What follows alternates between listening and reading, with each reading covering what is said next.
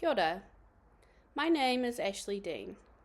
I've been teaching at intermediate level for several years now, and in that time, I've worked with some incredible neurodiverse learners who've challenged me to think differently about how I teach and how my classroom works. Today, I'm talking about using assistive technology to support executive function in neurodiverse learners, specifically in intermediate classrooms. This is a space I'm passionate about because I've seen firsthand how the right tool at the right time can make an enormous difference for students' confidence and independence. I've framed this around both research and my classroom experiences, so you'll hear the theory, but also how it plays out in practice. We'll cover what executive function actually is, why it matters for learning, and how assistive technology can help. I'll also walk through some practical examples, both digital and low-tech, and share how I monitor and evaluate their impact. Throughout, I'll be drawing on research from Berkeley, the Ministry of Education, and others, but also weaving in real classroom examples. So before we dive into tools and strategies, let's get clear on what executive function actually means and why it's such a big deal for learning. Executive function is like the brain's management system, the skills we use to plan, focus attention, remember instructions, and juggle multiple tasks. For some learners, particularly those who are neurodivergent, these skills develop differently. Berkeley's research describes executive function as the foundation for goal-directed behavior. Without strong executive function skills, even capable learners can struggle to show what they know. Assistive technology, or AT, refers to any tool or strategy that helps students access the curriculum and express what they know. It's not just digital devices, it includes visual schedules, noise-cancelling headphones, task planners, and more. When it comes to supporting executive function, AT can provide external structure and support where internal regulation is still developing. It can scaffold working memory, help with organization, and even prompt emotional regulation. Most importantly, it centers the idea that barriers are in the environment, not the learner, which aligns closely with inclusive and universal design for learning approaches. Importantly, these tools don't replace teaching executive function, they scaffold it, while learners are still developing their own strategies. The Ministry of Education highlights that when chosen thoughtfully, these supports can be beneficial for all learners, not just those with a diagnosis. The rationale behind using assistive technology is strongly grounded in several intersecting educational theories. Firstly, Berkeley's executive function theory helps us understand that executive function challenges are neurodevelopmental in nature, not simply behavioral. Vygotsky's CPD reminds us that external supports, such as assistive tech, can scaffold a student's growth towards independence. UDL offers a practical framework for building flexibility into how students access learning, and the social model of disability encourages us to focus on changing their environment, not the learner. In this way, assistive tech isn't a crutch, it's a bridge. One framework I found helpful in choosing assistive tools is the SETT model. It reminds me to start with the learner, not the tech. The SETT framework, developed by Joy Sabala, is a simple but powerful way to guide tool selection. We begin by understanding the student. What are their strengths, challenges, and preferences? Then we look at the environment, the physical setup, social dynamics, and classroom routines. After that, we consider the tasks they need to complete. Are they expected to manage time independently, take notes, stay focused during class discussions? Only then, and not before, do we think about tools. That way, the support we introduce actually fits the learner and the context, rather than being a one-size-fits-all solution. It's simple, yet powerful, and it aligns with inclusive practice because it keeps the focus on the learner, not just the label.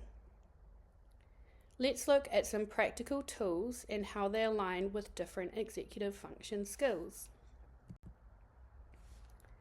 Planning and organization is one of the biggest executive function challenges I see in my Year 7 to 8 students. Tools like Google Calendar or Padlet allow students to visualize their workload and chunk complex tasks into manageable steps. For some students, using a shared digital calendar or checklist can completely shift their engagement.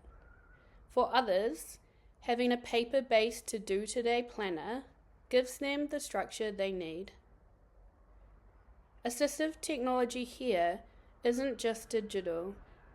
It's about providing multiple pathways to support independence and success.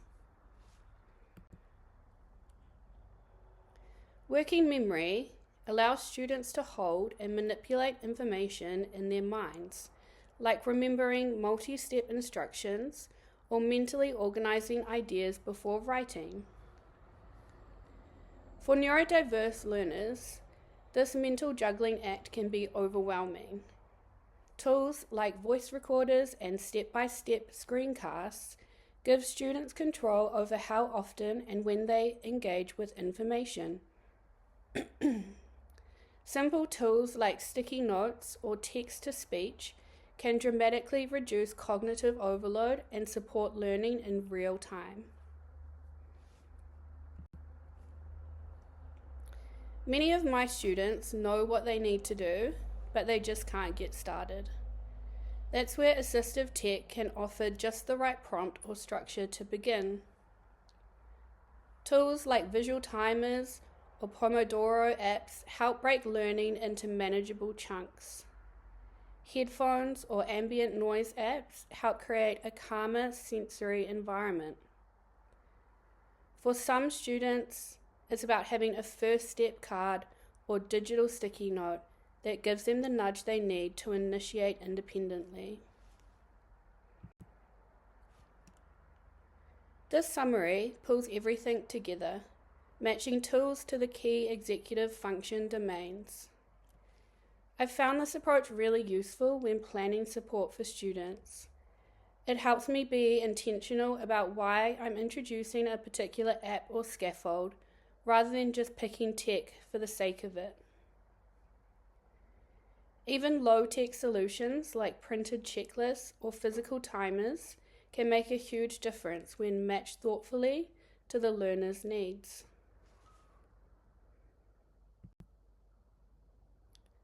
Executive function isn't just about completing tasks. It's also about thinking about how we work best. For neurodiverse learners, self-monitoring and metacognition often need explicit support. By embedding checklists, progress tracking, and reflection prompts into everyday practice, we help students become more aware of their thinking and learning strategies. This builds independence, resilience, and a stronger learning identity over time. Each morning during learning advisory time, I use Classroom Screen. It's got a to-do list, a big visible clock, reminder features, timers, and an image input option, which I usually put the daily planner on, plus much more. I originally introduced it for a few students who found mornings overwhelming, but over time, I've seen almost every student look for it to get settled. It's become a part of our morning routine. This is a great example of universal design when you create supports with accessibility in mind, but everyone benefits. Monitoring the impact of assistive technology doesn't have to be complicated, but it does have to be intentional. I've found that even small shifts, like a student getting started without being prompted, are worth celebrating. Combining observational notes, simple checklists, and student voice provides a well-rounded view of how effective the tool is. And importantly, involving students in tracking their own progress helps build self-awareness and ownership over their learning. I've been reflecting a lot on how we're always refining what inclusive means. I used to trial tools based on what I liked or what was trendy, but now I ask students, what do you need? Or what's working for you? Looking ahead, I want to be more collaborative, especially when it comes to selecting tools and creating routines that actually work for them. I've also realized that just because a tool supports executive function doesn't mean it should be used forever. Knowing when to fade scaffolds is just as important. When assistive tech is used thoughtfully, it can be a powerful equalizer. It allows students to work with more autonomy, take ownership of their learning, and express themselves in ways that work for their brains. I've seen how small shifts, like using speech to text or visual prompts, can unlock a student's confidence. And the best part, these tools benefit all learners, not just those who are neurodivergent. While assistive technology offers huge benefits, it's not a magic fix. We have to consider equity, fit-for-purpose use, and potential over-reliance. I've had students abandon tools because they weren't properly introduced or because they felt embarrassed to use them. We need professional learning, strong whānau communication, and a culture that sees AT as a normal part of differentiated teaching, not a special add-on. I want to finish by sharing how this presentation has shaped my own next steps. This presentation has reinforced for me how powerful assistive technology can be in supporting executive function, especially for neurodiverse learners in our intermediate classrooms. What stood out is how success doesn't always come from the flashiest tool. Sometimes it's the humble checklist or the right prompt at the right time.